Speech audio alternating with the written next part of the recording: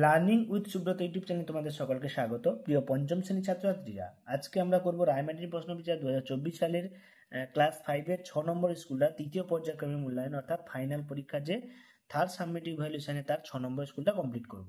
তো আগের ক্লাসগুলোতে আমরা 1, 2, 3, 4, 5 আলোচনা করে দিয়েছি। তোমরা প্লে লিস্টে গিয়ে চেক করো, সেখান থেকে তোমরা দেখতে পেয়ে যাবে যে কোন কোন স্কুলের সেটগুলো করা আছে। আজকে আমরা করব 6 নম্বর স্কুলটা। গণিতে দেখো 154 নম্বর পেজে 6 নম্বর স্কুলটা নিয়ে আলোচনা করব। তো 6 নম্বর স্কুলটার নাম হচ্ছে দেখো গাজল HNM হাই স্কুল উচ্চ মাধ্যমিক, ঠিক আছে। তো এই স্কুলে প্রশ্নপত্র নিয়ে আমরা আলোচনা করব। তো দেখো, কথা না বাড়িয়ে তার আগে তোমরা যারা যারা এর আগের ভিডিওগুলো দেখো নি, তোমাদের গণিত, বিজ্ঞান, ইংরেজি, বাংলা সমস্ত কিছু এই চ্যানেলে দেওয়া হবে, প্রশ্ন উত্তরের সলিউশনগুলো। তো তোমরা এই চ্যানেল থেকে কালেক্ট করো। ইতিমধ্যে পরিবেশ বিদ্যার 8টা স্কুল দেওয়া হয়ে গেছে, আবার কালকে 4টে স্কুল দেওয়া হবে। তো তোমরা ঝটঝট করে প্রশ্ন উত্তরগুলো কমপ্লিট করে ফেলো এবং ফাইনাল পরীক্ষার জন্য আগে থেকে প্রিপারেশন নাও। প্রথমে দেখো বলেছে বর্গক্ষেত্রের ক্ষেত্রফলে বর্গমূল, বর্গক্ষেত্রের ক্ষেত্রফলের বর্গমূল বর্গক্ষেত্রের বাহু, একটি বাহু, তাই তো। কারণ বর্গক্ষেত্রে বাহু গুণিতক বাহু সমান ক্ষেত্রফল, তাহলে ক্ষেত্রফলের বর্গমূল অর্থাৎ বাহু স্কোয়ারের বর্গমূল হচ্ছে একটি বাহু। ঐকিক নিয়মে লোক সংখ্যা দিন সংখ্যার সঙ্গে সম্পর্ক হচ্ছে ব্যস্ত সম্পর্ক। লোক সংখ্যা যদি বাড়ে কম দিনে কাজ হয়ে যাবে, লোক সংখ্যা যদি কমে অনেক দিন ধরে কাজ করতে হবে। পরের প্রশ্ন, বৃত্তের বৃহত্তম জায়ের অপর নাম কি? না, বৃত্তের বৃহত্তম জায়ের অপর নাম হচ্ছে কি? না, ব্যাস। বৃত্তের বৃহত্তম জায়ের যে অপর নাম তার নাম হচ্ছে, এটা পরিধি ভুল আছে, এই উত্তরটা হবে কি? না, ব্যাস। পরের প্রশ্ন দেখো, একটি বাড়ির 7-এর 9 অংশ রং করা হয়েছে, কত অংশ রং করা বাকি? তাহলে প্রথমে ধরবে মোট অংশ সমান 1 অংশ, তাহলে 1 অংশ থেকে 7-এর 9 অংশ বাদ দিলে কত হচ্ছে? দেখো 2-এর 9 অংশ। অ্যান্সারটা কত হচ্ছে? 2-এর 9 অংশ। তোমাদের বড় গণিতগুলো আমি খাতায় করে দেবো, আর ছোটগুলো বইতে করে দিয়েছি, এখান থেকে দেখে নাও। 1 ডজন ডিমের দাম 60 টাকা হলে 3টি ডিমের দাম কত? তাহলে 60/12 গুণিতক 3, তাই না? কারণ 1 ডজন ডিমের দাম 60 টাকা, মানে 12টা ডিমের দাম 60 টাকা, একটা ডিমের দাম কত? 3টে ডিমের দাম কত? তাহলে দেখো 12 5 60, 5 3 15 টাকা, তাহলে 3টে ডিমের দাম কত পাচ্ছি? 15 টাকা। 0.7, 0.007, এদের মধ্যে কোনটি বড়?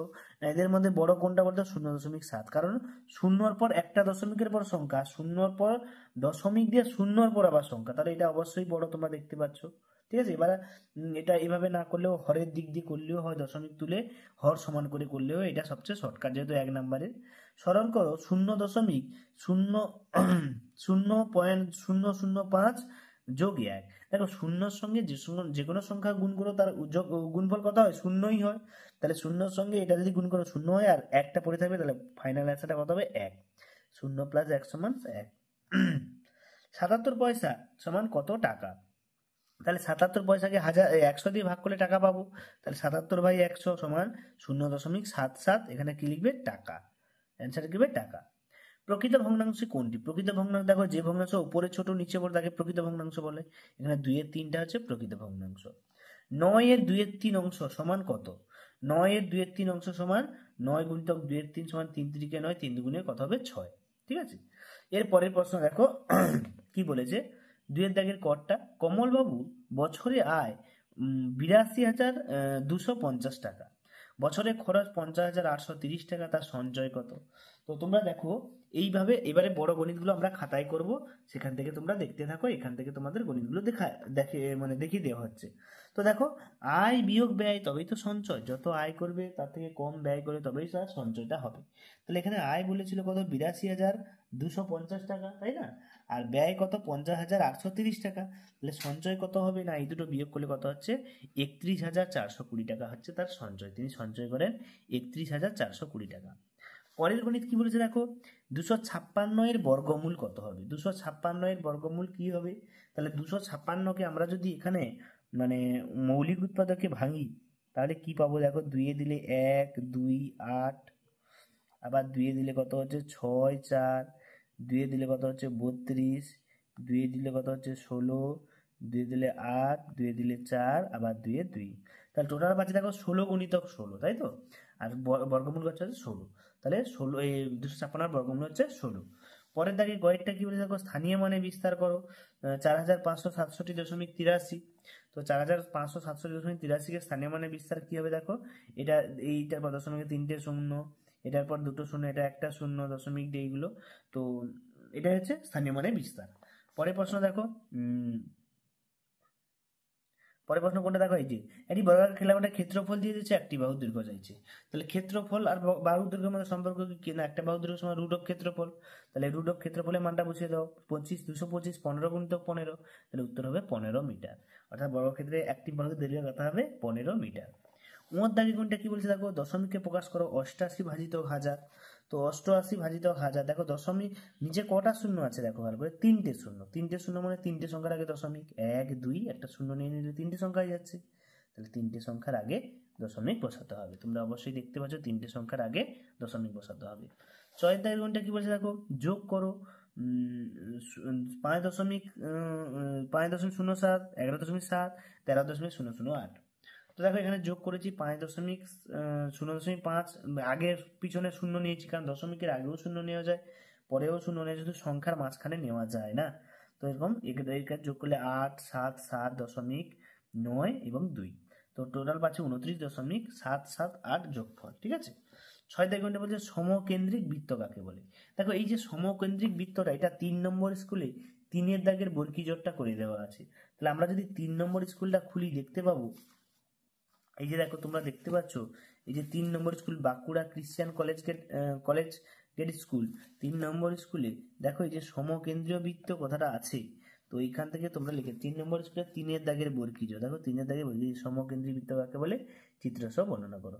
তো এটা আমরা আগে করে দিয়েছি, 3 নম্বর স্কুলটা তোমরা প্লে লিস্টে গিয়ে দেখে নাও, সেখান থেকে তোমরা পেয়ে যাবে অ্যান্সারটা। ঠিক আছে। এরপরেরটা দেখো, 3-এর দাগের অর্থাৎ 155 নম্বর পেজে আমরা চলে এলাম। বলছে একটি বৃত্তের ব্যাসার্ধ 5 সেমি, ওই বৃত্তের বৃহত্তম জায়ের দৈর্ঘ্য কত হবে।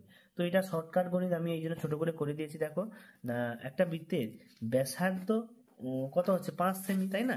ব্যাসার্ধ 5 সেমি, বৃহত্তম জায় মানে কি ব্যাস, তাহলে ব্যাস 5 × 2 = 10 সেমি, তাই তো। এইটাই হচ্ছে বৃত্তের বৃহত্তম জায়, কেন্দ্র থেকে যে টানা হয় তাকে বলে বৃত্তের বৃহত্তম জায়। দাগেটা কি, স্কেলের সাহায্যে 5.7 সেমি রেখাংশ অঙ্কন করো, রেখাংশটির নাম দাও। তো দেখো 5.7 সেমি, এটা স্কেলের সাথে পেন্সিল লাগবে, আমার কাছে পেন্সিল ছিল না বলে পেনে এঁকেছি, কিন্তু জ্যামিতি কখনো পেনে করা ঠিক না, তোমরা প্রত্যেকে পেন্সিল রাখবে। তো এই জন্য দেখো 5.7 সেমি আঁকাটা নিয়েছি, তাহলে এবি সরলরেখাংশ, তাহলে 5.7 সেমি এবি সরলরেখাংশ। ঠিক আছে। পরের প্রশ্ন গড়টা দেখো, বৃত্তের ব্যাস কাকে বলে এবং বৃত্তের ব্যাস তার ব্যাসার্ধের কত গুণ। দেখো বৃত্তের ব্যাস কাকে বলে, বৃত্তের ব্যাস তার ব্যাসার্ধের দ্বিগুণ। বৃত্তের ব্যাস কাকে বলে কি বলবো না, বৃত্তের এক পরিধি থেকে অপর পরিধি কেন্দ্র উপর দিয়ে যে সরলরেখা টানা হয় তাকে বৃত্তের ব্যাস বলে। দেখো কেন্দ্রের উপর দিয়ে যে সরলরেখা টানা হয় তাকে বৃত্তের ব্যাস বলে। তোমরা ভাষাটা সুন্দর করে লিখে নেবে যে বৃত্তের কোনো একটা প্রান্ত থেকে অপর প্রান্তে তার কেন্দ্রগামী কোনো সরলরেখাকে বৃত্তের ব্যাস বলা হয়। না লিখতে পারলে আমি বলে দেবো। আর বৃত্তের ব্যাস তার ব্যাসার্ধের কি হয় না, দ্বিগুণ হয়। বৃত্তের ব্যাসটা তার ব্যাসার্ধের দ্বিগুণ হয়। পরের প্রশ্ন কি বলেছে দেখো, পরেরটা বলেছে দেখো, প্রদত্ত চিত্রে এবি সমান ডিসি এবং এডি সমান বিসি হলে চিত্রটির পরিসীমা কত। তো দেখো এখানে পরিসীমাটা করেছি এবি সমান বিসি, তাই তো। পরিসীমা তাহলে চিত্রটি পরিসীমা বলেছে, তাই তো, পরিধি না পরিসীমা বলেছে। চিত্রটির পরিধি, ওটা ভুল, পরিধি কখনো হয় না, এটা পরিসীমা হবে, পরিসীমা। তোমরা একটু ভুল হয়ে গেছে, তোমরা লিখে নাও পরিসীমা।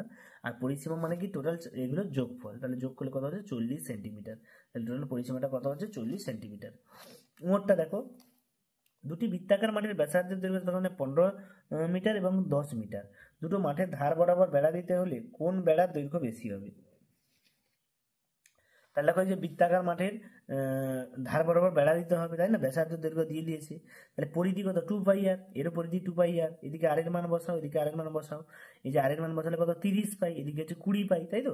তাহলে প্রথম তার বেড়ার দৈর্ঘ্য বেশি, এই দৈর্ঘ্যটা বেশি হবে, কেন না 30 পাইটা বড় 20 পাই থেকে, এই জন্য 30 পাই কত বড় না 10 পাই বড়। ঠিক আছে, 10 পাই বড়। ঠিক আছে, পায়ের মানটা বসালাম, তোমরা যেহেতু ছোট ক্লাস 5-এ, তাহলে পায়ের মান বসিয়েও, পায়ের মান হচ্ছে 22-এর 7, এটা বসিয়েও ক্যালকুলেশন করা যায়। পরের দেখো গণিত, 4-এর দাগের এখানে 4টে গণিত দিয়েছে। তো 4টে গণিত দিয়ে আমরা করেছি, এর মধ্যে 3টে করতে বলছে, আমরা 4টে করেছি। কি বলছে দেখো, একটি বর্গক্ষেত্রের ক্ষেত্রফল 1600 বর্গমিটার, বর্গক্ষেত্রটির পরিসীমা নির্ণয় করো। অপর একটি আয়তক্ষেত্রের প্রস্থ বর্গক্ষেত্রের বাহুর দৈর্ঘ্যের সঙ্গে সমান ও আয়তক্ষেত্রের দৈর্ঘ্য তার প্রস্থের থেকে 20 মিটার বেশি, আয়তক্ষেত্রটির ক্ষেত্রফল কত। তো দেখো এখানে বর্গক্ষেত্রে একটি বাহুর দৈর্ঘ্য, তাহলে ক্ষেত্রফলের রুট করে দেবে, তাই না। অ্যান্সার কত পাচ্ছে 40 মিটার। তাহলে সেক্ষেত্রে দেখো বর্গক্ষেত্রে বাহু সমান আয়তক্ষেত্রে প্রস্থ বলে দিয়েছে, তাহলে আয়তক্ষেত্রে প্রস্থ 40 মিটার, তাহলে দৈর্ঘ্য কত হবে দেখো, দৈর্ঘ্য 40 প্লাস 20 সমান 60 মিটার, তাই তো? তার 20 মিটার বেশি বলেছে, তাহলে আয়তক্ষেত্রের ক্ষেত্রফল কত, দৈর্ঘ্য গুণিতক প্রস্থ সমান কত, 2400 বর্গ মিটার। অ্যান্সারটা কত হচ্ছে 2400 বর্গ মিটার। খড়টা দেখো একই রকম গণিত, এই গণিতটা আগেও করিয়েছি। তো তোমরা শর্টকাট প্রসেসটা দেখে নাও। 5 জন লোক প্রতিদিন 8 ঘন্টা কাজ করে 9 দিনে কাজ শেষ করে, ওই কাজ 3 জন লোক 4 ঘন্টা কাজ করলে প্রতিদিন কত দিনে শেষ করবে। তো এখানে প্রথমে সাজিয়ে নিয়েছি আমি, তৈরাসি পদ্ধতি করেছি, তোমরা ঐকিক নিয়মও করতে পারো, এটা খুব সোজা হয়। দেখো জনসংখ্যা যদি কমে দিন সংখ্যাটা কি বাড়বে, আর সময় যদি কমে দিন সংখ্যাটা বাড়বে, তাই না? এ সবই ব্যস্ত সম্পর্ক। এই দেখো যেমনকে তেমন থেকে গেলে কোনো পাল্টালো না, কাটাকাটি করে 30 দিন, তাহলে 30 দিনে কাজটি শেষ হবে। অ্যান্সারটা কি হবে, 30 দিনে কাজটি শেষ হবে। গড়টা দেখো কি বলেছে, একটা সরল করতে বলেছে, 720 তৃতীয় বন্ধনী দিয়েছে, হ্যাঁ সরলটা। তো এটা সহজ একটা সরল দিয়েছে, সরলটা দেখো তোমাদের দেখিয়ে দিচ্ছি, তোমাদের দ্বারা বোঝাতে হবে না। প্রথমে প্রথম বন্ধনীর কাজ, তারপরে দ্বিতীয় বন্ধনীর কাজ, তারপর তৃতীয় বন্ধনীর কাজ, তারপরে বিয়োগ গুণের মধ্যে গুণের কাজ আগে করে অ্যান্সারটা কত হচ্ছে 650। তাহলে নির্ণয় সরলফলটা কত উত্তর হবে 650। ঘর দাগেটা দেখো কি বলেছে, ঘর দাগেটা খুবই ইম্পর্টেন্ট গণিত, যেটা পরীক্ষায় আসে ভিভিআই।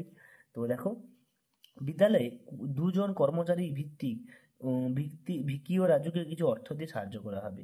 তাই প্রথমে প্রত্যেকে ইচ্ছুক ছাত্রছাত্রীর কাছ থেকে 6 টাকা করে তোলা হলো, মোট 240 জন ছাত্রছাত্রী টাকা দিল। কিন্তু পরে ঠিক হলো ইচ্ছুক ছাত্রছাত্রীর কাছ থেকে 3 টাকা করে তোলা হবে, বাকি টাকা ফেরত দেওয়া হলো। শিক্ষক শিক্ষিকা 600 টাকা দিলেন, মোট টাকা দুজনের মধ্যে ভাগ করে দেওয়া হলো। প্রত্যেকে প্রথমে কত টাকা পাবে, কিন্তু ভিকি তার অর্ধেক টাকা রাজুকে দিয়ে দিল, ভিকি কত টাকা পেল। তোকে একটু বড় গণিত দিয়েছে, ভাষা অনেক, একটা একটা করে লিখবো। 6 টাকা করে দিলে মোট ছাত্রছাত্রী কত, 240 গুণিত 6 কত, 1440 টাকা পাওয়া যায়। আবার 3 টাকা করে দিলে মোট ছাত্রছাত্রী কত হচ্ছে দেখো, এই 3 দ্বিগুণ হলে 720 টাকা পাওয়া যায়। প্রথমে এই টাকাটা দিলে, 6 টাকা করে দিলে 1440, 3 টাকা দিলে 720, তাহলে শিক্ষক শিক্ষিকা মোট কত দেবে, তাই তো? শিক্ষক শিক্ষিকা এর সঙ্গে যোগ হবে 600 টাকা, তো টোটাল 1320 টাকা, এর সঙ্গে 1320 টাকা। এবারে প্রত্যেকে পাবে 2 দিয়ে ভাগ করে দেবো, দুজন যেহেতু, প্রত্যেকে পাবে কত, 660 টাকা করে পাবে প্রত্যেকে। আর ভিকি অর্ধেক টাকা রাজুকে দিল, তাহলে 660 হাফ করে দেবো কত, 330 টাকা। তাহলে ভিকি কত পাবে, 330 টাকা ভিকির কাছে থাকবে, তাই তো? ভালো করে দেখে নাও, আমি বইটা আরেকবার দেখিয়ে দিচ্ছি, তোমরা দেখে নাও, এখান থেকে তোমরা করার চেষ্টা করো। হ্যাঁ, আরেকটা কথা বলে রাখি, তোমাদের যদি গণিতের পিডিএফ দরকার হয় তো তোমরা কমেন্ট বক্সে লেখো, আমি অবশ্যই ফ্রি পিডিএফ তোমাদেরকে দিয়ে দেবো, তার জন্য কোনো পয়সা করি কিছু লাগবে না। পরে দেখো দুটো গণিত বলেছে, 5-এর দাগে 4 নম্বরে দুটো 6.2 সেমি ব্যাস বিশিষ্ট একটি বৃত্ত অঙ্কন করো। ঠিক আছে, দেখো 6.2 সেমি একটা আঘাত টানলাম, নিচে একটা বড় আঘাত টেনে 6.2 কেটে নিলাম, আর এই বাহুটাকে সমদ্বিখণ্ড করলাম, এখান থেকে এইটাকে 6.2 সমদ্বিখণ্ডিত করলাম, দিয়ে মাঝখানে কেন্দ্রবিন্দু বসিয়ে গোল করে ঘুরিয়ে দিলাম। এটা হচ্ছে ও কেন্দ্র, ঠিক আছে? প্রত্যেকটা থেকে ও কেন্দ্র বৃত্ত, এবং যার ব্যাস হচ্ছে কত, 6 সেমি ব্যাসার্ধ, 6.2 ব্যাসার্ধ 3.1 সেমি ব্যাসার্ধ, এখানে লিখে দিয়েছি দেখো, নির্ণয় কেন্দ্র বৃত্ত যার ব্যাস হচ্ছে এবি সমান 6.2 সেমি। ঠিক আছে, এরকম নামকরণ দিয়ে তোমরা করবে। পরের প্রশ্ন বলছে, 3টি সমকেন্দ্রীয় বৃত্ত অঙ্কন করো যাদের ব্যাসগুলি ভিন্ন। দেখো 3টে সমকেন্দ্রীয় বৃত্ত, ব্যাস ভিন্ন বলেছে। দেখো এই একটা বৃত্ত যার এবি ব্যাস, এই একটা বৃত্ত যার সিডি ব্যাস, এই একটা বৃত্ত যার পিকিউ ব্যাস। তো এই 3টে আলাদা বৃত্তের ব্যাস, তাই তো? সেই নিয়ে আমরা বৃত্ত এঁকেছি। দেখো 3টি ভিন্ন ব্যাস সমকেন্দ্রীয় বৃত্ত হলো কি না, এবি, বিসিডি এবং পিকিউ। ঠিক আছে, এগুলো হচ্ছে ব্যাস। আর কেন্দ্র একটাই, শেষ ও বিন্দু, 3টে বৃত্তের একটি কেন্দ্র ও বিন্দু। তো দেখো ইতিমধ্যে আমরা 6 নম্বর স্কুলটা ফুল টু ফুল কমপ্লিট করে ফেললাম, কোনো গণিত বাকি থাকলো না। তোমাদের যদি কোনো সমস্যা থাকে কমেন্টে জানাবে, এবং ভালোভাবে লাইক করবে, শেয়ার করবে বন্ধুদেরকে, এবং তোমাদের সমস্ত ভিডিওগুলো এই চ্যানেলে দেওয়া হবে। তোমরা প্লেলিস্টে গিয়ে চেক করো, সমস্ত ভিডিওগুলো পাওয়া যাবে। তো দেখা হচ্ছে পরের স্কুল নিয়ে, পরের প্রশ্ন শ্রেণী আলোচনা করবো 7 নম্বর স্কুলটা। তো দেখতে থাকো, তোমাদের পরের দিন আমরা 7 নম্বর স্কুলটা নিয়ে আলোচনা করবো। সকলকে ধন্যবাদ, দেখা হচ্ছে পরের ভিডিওতে।